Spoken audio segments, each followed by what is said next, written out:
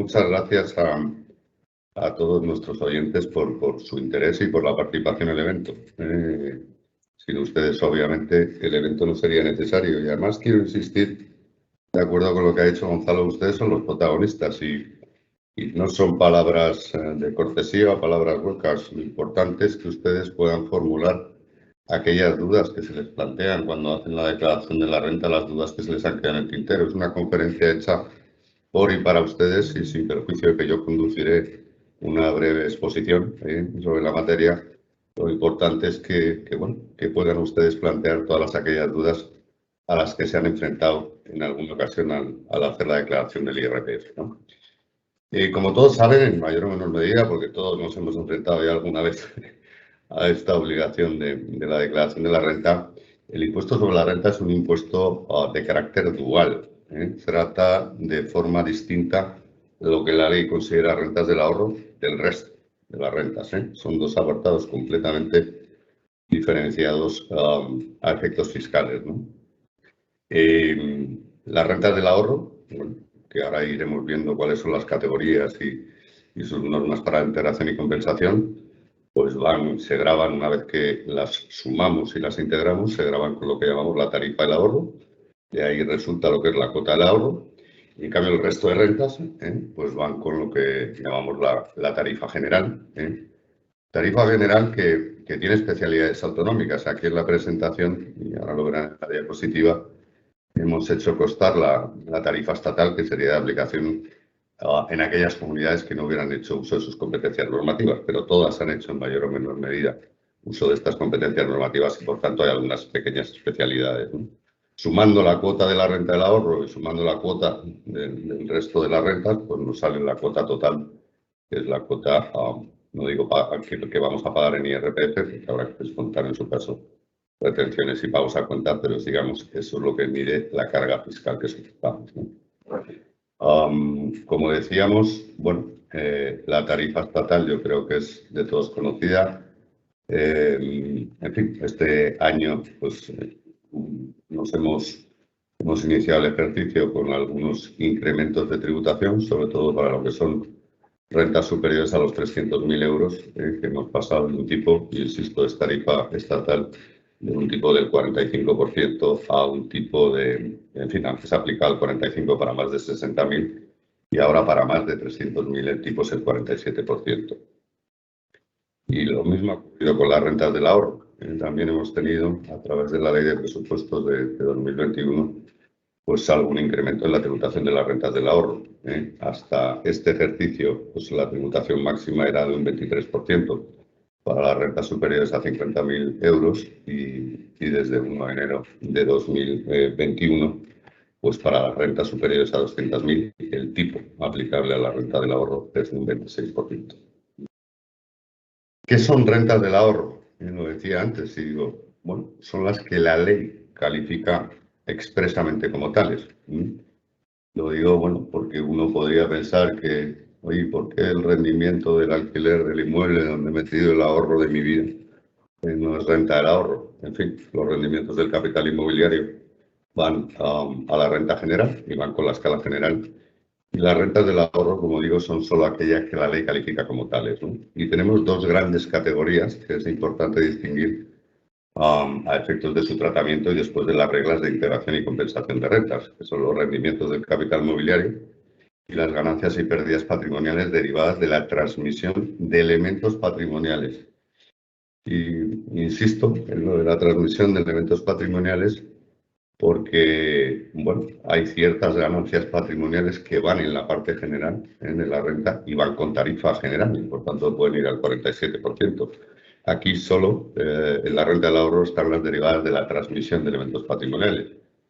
Por ejemplo, si uno vende una opción de compra sobre un inmueble que tiene, desgraciadamente la Dirección General de Tributos, y además ya es una posición avalada por tribunales, entiende que como el derecho de opción nace con la venta y que no se está transmitiendo nada que se tuviera previamente, esa prima por la venta de la opción iría al 45% o al 47%, ¿no? Y lo mismo ocurre con alguna otra ganancia patrimonial, sobre todo las derivadas de indemnizaciones, no van en la renta del ahorro y van en la parte general, ¿no? del impuesto. ¿Cuál es la tipología de rendimientos del capital mobiliario? Hemos dicho que hay dos grandes apartados, rendimientos y ganancias y pérdidas patrimoniales. Aquí en las diapositivas, bueno, hemos procurado utilizar una terminología pues lo más asequible para todos, ¿no? Y lo más entendible. Los dividendos, pues si uno acude a la norma, es lo que la norma llama rendimientos derivados de la participación en los fondos propios de entidades, y lo que llamamos cupones o intereses, que yo creo que es un término muy entendible por todos, es lo que la ley llama rendimientos derivados de la cesión a terceros de capitales propios, ¿no? Pero como digo, básicamente la tipología de rendimientos de capital mobiliario son dividendos, cupones o intereses, rendimientos derivados de la transmisión, amortización, canje o conversión de activos de renta fija, de los representativos de la cesión a terceros de capitales propios. Es importante que tengan en cuenta que estos son rendimientos. Lo digo porque a veces todavía estamos en una configuración histórica que tenía el IRPF y bueno, hay gente que se equivoca y entiende que la renta fija, al vender un activo de renta fija, genera una ganancia, una pérdida patrimonial. No, son rendimientos. Lo digo porque evidentemente su correcta calificación, como tendrán ocasión de ver ahora, incide en las reglas de integración y compensación de unas rentas con otras, ¿no?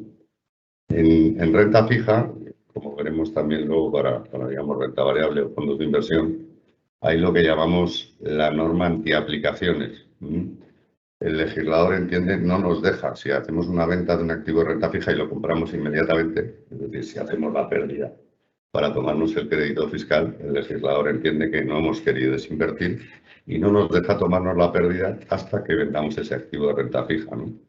El plazo de observación para ver si hay alguna recompra y, por tanto, una limitación a la hora de tomarse esa eventual pérdida es de 2 meses antes y después de la transmisión de renta fija. Dirán ustedes, ¿y por qué antes? Bueno, sería muy sencillo decir, bueno, si me ponen una prohibición de hacer una recompra los 2 meses posteriores, pues lo compro un día antes de la venta, ¿no? Y esa es la razón de que el plazo de observación sea 2 meses antes o después de la transmisión, ¿no? El rescate de los seguros de ahorro o inversión, ¿no? También genera rendimientos de capital mobiliario. Y también las rentas vitalicias o temporales. Este es un producto, la verdad, una inversión financiera que hoy, aunque sigue habiendo algunos productos flotantes interesantes que vienen del pasado, pues la verdad es que hoy es un producto que tiene, bueno, yo creo que escaso interés, porque es que los tipos de interés están en negativo. En fin, las rentas vitalicias o temporales, desde un punto de vista fiscal, cada tramo que cobramos de renta, la norma presupone que hay un interés, ¿no? Un interés que es muy superior al interés real que estamos obteniendo, teniendo en cuenta que los tipos de interés son en fin, negativos, ¿no? Dicho porcentaje del rendimiento de capital mobiliario, que como digo, se determina aplicándolo sobre el importe de cada uno de los términos de la renta percibido, pues depende de la duración de la renta, si es temporal, cuanto más duración, más interés hay en cada término, y de la renta vitalicia, en el caso de rentas vitalicias, de la edad del rentista en el momento de la constitución. También, obviamente, depende de la duración. Cuanto más joven es el rentista cuando contrata la renta, pues mayor es el importe del rendimiento de capital mobiliario que entiende la norma que está implícito en cada uno de los cobros o términos de esa renta, ¿no?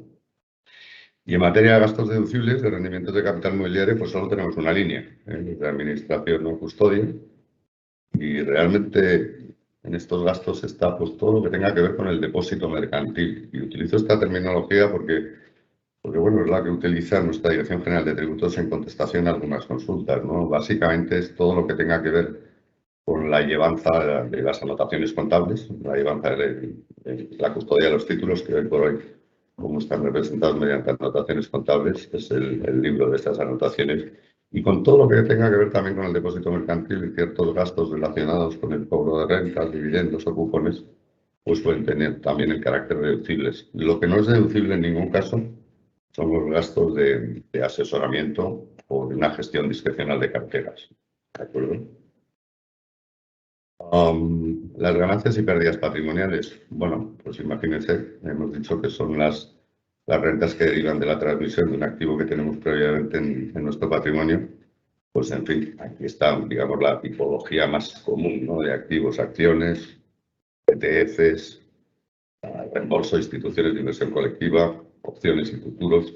Las opciones y futuros con carácter general califican como la renta obtenida como ganancia y pérdida patrimonial, pero hay alguna especialidad cuando uno tiene abierto una cuenta en la que hace el depósito de garantía para operar con futuros y tiene liquidaciones diarias de ese depósito de garantía en función de cómo va evolucionando el precio del futuro, bueno, pues el rendimiento se va devengando, digamos, diariamente. Pero con carácter general, como digo, la venta de opciones y futuros tributan como ganancias y pérdidas patrimoniales. Hablo de las opciones desnudas, es decir, lo que sería la venta de un call o una put, la venta de una opción o la compra de una opción. Cuando estamos hablando de un producto estructurado o de un bono estructurado, pues lo que genera ese bono son rendimientos de capital mobiliario. Pero si compramos opciones, vendemos opciones desnudas, si se me permite la expresión, generarán ganancias y pérdidas patrimoniales. He vuelto a insistir aquí que la transmisión de un activo de renta fija, de un bono, no genera ganancia o pérdida, sino rendimientos de capital mobiliario. Y hoy todas las ganancias y pérdidas patrimoniales se integran en la renta del ahorro, con independencia de la antigüedad que uno haya tenido o del tiempo que uno haya mantenido el activo en cartera. Como recordarán, pues no hace tanto tiempo, porque además con la crisis desde 2012, bueno, tuvimos una etapa transitoria donde las ganancias de corto plazo se integraban en la parte general de la renta y van a tipo marginal. Hoy todas las ganancias y pérdidas, con independencia, insisto, de la antigüedad del activo, van en la renta del ahorro. Y lo que sí puede ser muy relevante la antigüedad del activo es a efectos del límite que tenemos de tributación por impuesto de patrimonio. Hay un límite en función de la renta obtenida y del impuesto sobre la renta pagado, dado que en principio el impuesto de patrimonio hay que pagarlo con la renta del ejercicio. Y hay un límite de tributación por ese impuesto y una reducción de cuota en caso de que el límite entre en juego. Pues a estos efectos, digamos, las ganancias patrimoniales derivadas de activos que tengan más de un año de antigüedad no se tienen en cuenta, no se consideran renta a efectos del límite de tributación por impuestos sobre patrimonio. No es que no tributen, pero digamos que no se tendrían en cuenta como base imponible a efectos del límite de tributación por el impuesto sobre patrimonio. Y aquí también, nuevamente, ¿no?, en la transmisión de acciones, instituciones de inversión colectiva, en fin, en la generación de ganancias y pérdidas patrimoniales, pues nuevamente tenemos una norma antiaplicaciones que trata de evitar que uno haga una pérdida, una aplicación, recompra el activo y me tomo el crédito fiscal para mi IRPF, ¿no? Nuevamente hay una prohibición de tomarse esa pérdida si uno ha recomprado el activo 2 meses antes o 2 meses después de la operación de venta que le genera la pérdida patrimonial, o incluso un año, el plazo es de un año y puede ser un abismo para los valores que no estén admitidos a negociación en mercados secundarios oficiales. Y esto, bueno, tiene su letra pequeña. Mercados secundarios oficiales, los fondos de inversión, por ejemplo, como saben ustedes, no se negocian en ningún mercado organizado, mucho menos en un mercado secundario oficial. Y el criterio de la Dirección General de Tributos es que el plazo para los fondos será de 2 meses cuando sean fondos de inversión o instituciones de inversión colectiva que publiquen valor liquidativo diario, que tengan liquidativo diario. Si el liquidativo no es diario, el plazo será de un año. Y de acuerdo también con el criterio manifestado por la Dirección General de Tributos, en el caso de SICAVs españolas, y hablo de vehículos donde, en fin, hay una gran concentración accionarial, vehículos con ojos y caras, que normalmente son de una familia, el plazo, dado que cotizan en el mercado alternativo al bursátil, que no es un mercado secundario oficial de valores español, porque sería la bolsa, de acuerdo con el criterio, como digo, de nuestras autoridades fiscales, si uno hace una pérdida en una SICAV recomprando el título, no, en fin, si hay una recompra un año antes o un año después, no puede tomarse la pérdida. Tengan cuidado con estas normas, lo digo porque mucha gente dice, bueno, ¿cómo se va a enterar Hacienda, no? Hemos tenido casos, y Hacienda lo detecta, y además casos incluso, yo diría que un poco hirientes, o que la aplicación estricta de la norma es injusta, ¿no? Y me refiero, pues en fin, a un contribuyente que vendía en diciembre porque tenía una gran cartera de valores en un banco, y era directivo de ese banco. Los bancos tienen un sistema, o mejor dicho, congelan la retribución de directivos y les van dando acciones a lo largo del tiempo, ¿no?, en función de que se cumplan o no los objetivos y las cuentas de resultados. Y, en fin, una persona que vendía acciones a cierre de ejercicio porque tenía mucha exposición a ese banco, pero después en enero le adjudicaban por el sistema de retribución diferida algunas acciones, al final le fundó la pérdida que se había tomado en el cierre del ejercicio, aun cuando esa operación de recompra no es voluntaria. Por lo tanto, no siempre hay una finalidad estrictamente fiscal cuando uno vende y recompra. Y desgraciadamente la norma no discrimina en las razones ni en los motivos por los que se ha hecho la norma. Nuestras autoridades fiscales tampoco. Bueno, en la cuantificación de las ganancias y pérdidas patrimoniales, con carácter general en todos estos activos, pues se cuantifica por diferencia entre compra y precio de compra y precio de venta. Y los gastos asociados a la operación son deducibles. Cuando digo son deducibles, es que cuando compramos un activo de estos, de esta naturaleza, el valor de adquisición es el precio de compra más gastos y tributos inherentes a la operación. Y cuando vendemos un activo de estas características, pues el precio, el valor de transmisión a efectos fiscales es precio de venta menos gastos y tributos, ¿no? Como saben, tenemos un impuestito nuevo, que es el impuesto a las transacciones financieras para ciertas operaciones bursátiles sobre compañías españolas. Y bueno, ese impuesto en la venta sería deducible como mano de transmisión. En esta diapositiva, bueno, hemos tratado de reflejar de la manera más gráfica o visual posible los dos grandes componentes, ¿no?, de la renta del ahorro a efectos de su integración y compensación. Y lo digo porque son dos componentes que no voy a decir que sean compartimentos estancos, ahora veremos que hay una cierta comunicación entre ellos, pero la comunicación se produce entre el saldo final de una u otra partida o categoría de rentas. Primero tenemos que integrar todos los rendimientos de capital mobiliario del ejercicio entre ellos. Después integramos las ganancias con las pérdidas patrimoniales. Y como digo, en rendimientos de capital mobiliario, que estaremos integrando tanto rendimientos positivos como rendimientos negativos. Rendimientos negativos, básicamente, como digo, pues como hemos comentado antes, pues pueden derivar de la transmisión de un activo de renta fija, bien porque se ha producido una variación en los tipos de interés o cualquier otra razón que pueda afectar a su cotización y tenemos un valor de transmisión inferior al valor de adquisición y entonces tenemos un rendimiento negativo. Ahí hacemos un sumatorio de todos los dividendos, cupones, intereses, rendimientos de capital, rescates de seguros, etcétera, etcétera, rentas de la transmisión de seguros y eso nos da un saldo. Y cuando el saldo es positivo, ese es el primer componente de la base del ahorro. En la base del ahorro nunca integramos componentes negativos, solo el positivo. Lo demás queda pendiente para años siguientes, ¿no?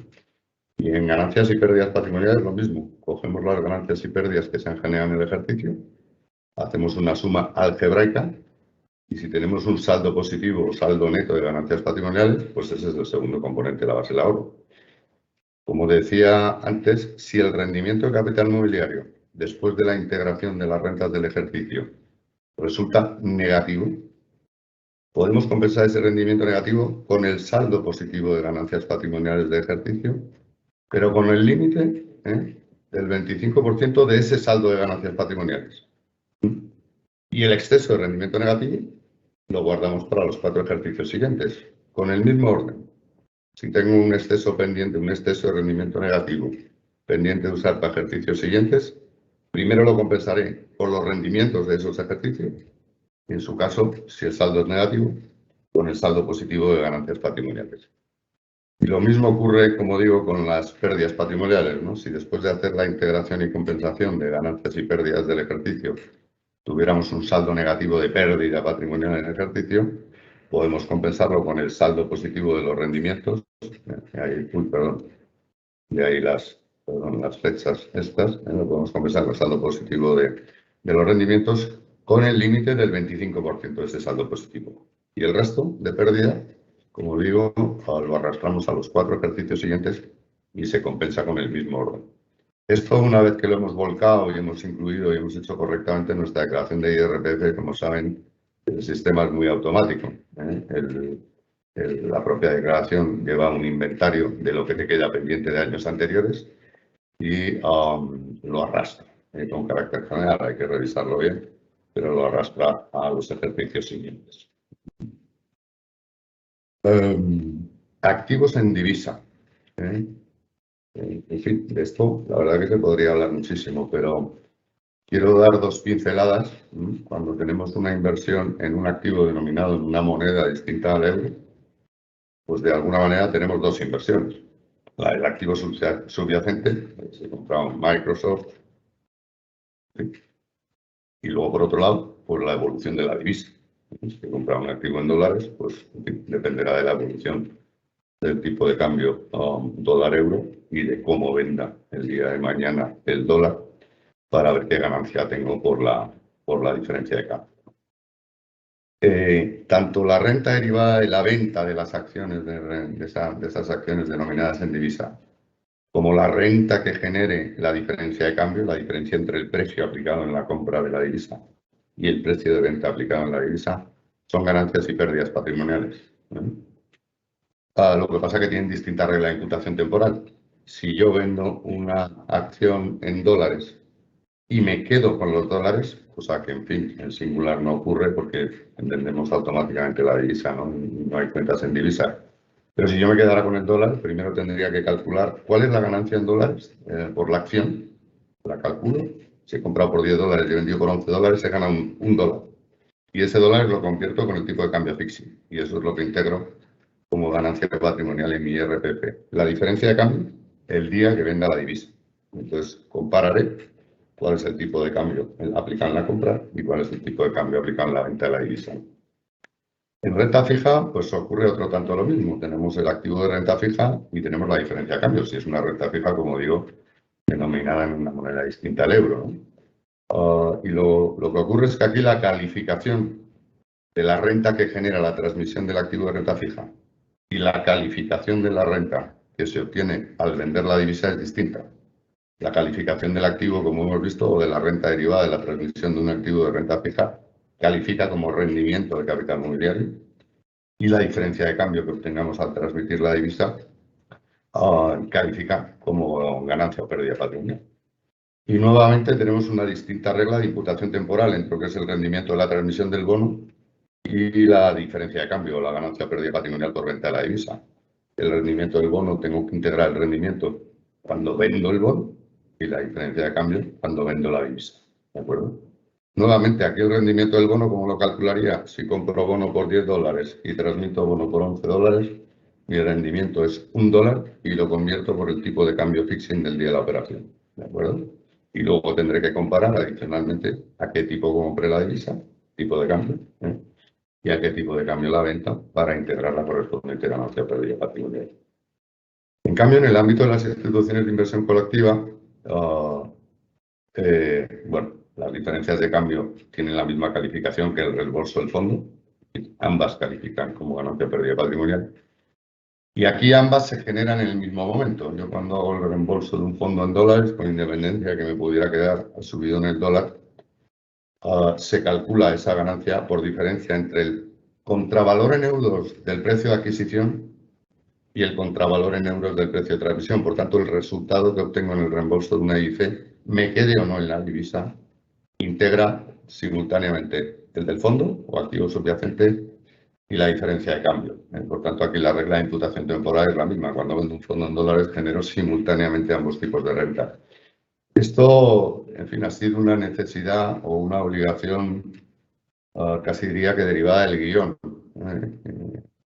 La Dirección General de Tributos tuvo que cambiar este criterio, porque si bien inicialmente entendía otra cosa, una vez que apareció el mundo de los traspasos con diferimiento fiscal, traspaso entre un fondo de inversión y otro, con pleno diferimiento fiscal, pues en fin, la Dirección General de Tributos se dio cuenta que uno podía salir en un fondo en euros, entrar en un fondo en euros y el día que hace el reembolso, no los traspasos, el día final que hace el reembolso, pues puede estar saliendo un fondo en yenes o en dólares. Y por tanto, no podemos comparar churras con merinas. Y entonces decidió aceptar que en el reembolso de fondos, o más que aceptar, casi diría que imponer o interpretar la norma imponiendo que en instituciones de inversión colectiva, aunque estén denominadas en divisa, se integra de manera simultánea ambas rentas. Vamos a comparar el precio de compra en euros por el contravalor del tipo de cambio del día de la compra y el precio de venta o reembolso en euros por su contravalor en euros en función del tipo de cambio del día de la venta. Obviamente de planificación fiscal se podría hablar muchísimo tiempo, ¿no? Pero, en fin, quiero introducir dos pequeñísimas reflexiones, ¿no? sobre bueno, cuál es el producto estrella, ¿no? en términos de su comportamiento, su tratamiento fiscal, ¿no? Que son las instituciones de inversión colectiva armonizadas, en las acordes a la directiva, que no son todas, y lo digo porque hay fondos que no son acordes a la directiva, ¿no? Pero como todos ustedes saben, a través de la inversión en fondos, pues claro, podemos hacer una gestión activa de nuestra cartera de fondos y cambiar de un fondo a otro con pleno diferimiento de impuestos. Esto tiene que redundar en un incremento de rentabilidades. Cuando un gestor o una persona está tomando decisiones de inversión y desinversión y tiene que pagar un impuesto a la venta de un activo, claro, ya no solo puede comparar qué rentabilidad a él le da una inversión alternativa. Tiene que ver cuánta base de inversión pierde como consecuencia del rescate o la venta del producto, ¿no? Porque entonces ya habrá que pedir una prima de rentabilidad adicional a cualquier inversión alternativa que nos compense de esa pérdida en la base de inversión o en el capital invertido como consecuencia del pago de impuestos, ¿no? Y los fondos de inversión pues permite, como digo, hacer un traspaso con un pleno diferimiento de impuestos hasta el día que uno hace el reembolso definitivo. Esto nos permite pues, no generar ni un euro de renta más que las que sean estrictamente necesarias para financiar nuestras necesidades de consumo. Y ya que me quiero dar un capricho, hacer un viaje, comprar un coche o comprar un barco y quiero acudir a mi cesta de fondos, pues ya veré cuánto dinero necesito y generaré la renta estrictamente necesaria y por tanto pagaré los menores impuestos posibles o diferiré impuestos al máximo posible hasta que necesite el dinero para financiar necesidades de consumo, ¿no? Luego el fondo además nos permite elegir el momento y la cuantía de la renta que realizamos, ¿no? Lo cual siempre, pues, como digo, permite diferir nuestros impuestos y planificar, ¿no? Y además minimizarán siempre el impacto fiscal de una renta realizada cuando queremos vender un fondo para comprar cualquier cosa o financiar una necesidad de consumo, pues no todo el flujo que nos llega del reembolso de renta. Tenemos una parte que es principal y por tanto que no tributa y una parte que es la ganancia patrimonial, que es la que estará sometida a tributación. Y en ese sentido, pues siempre son, a efectos de financiar necesidades de consumo, pues mucho más eficiente que un producto de reparto, ¿no? Vivir de una cartera de dividendos, pues ya sabemos que desgraciadamente todo el dividendo que percibimos es renta y por tanto el quebranto o el binomio renta-flujo de liquidez pues está siempre más perjudicado que en el reembolso de un fondo de inversión, ¿no? Y luego además en el reembolso siempre podemos elegir, oye, pues voy a hacer este que está en positivo con este que está en negativo y por tanto digamos que puedo llevarme rentas a casa o obtener liquidez para financiar necesidades de consumo, pues a veces con un impacto fiscal tendente a ser. Eso no quiere decir, obviamente, que lo mejor del mundo sean pues, las instituciones de inversión colectiva. Lo único que digo es que desde un punto de vista fiscal es el activo por excelencia. No hay nada con mejor comportamiento y tratamiento fiscal y desde luego nos permite mucha planificación en términos de diferimiento y de ahorro de impuestos, ¿no?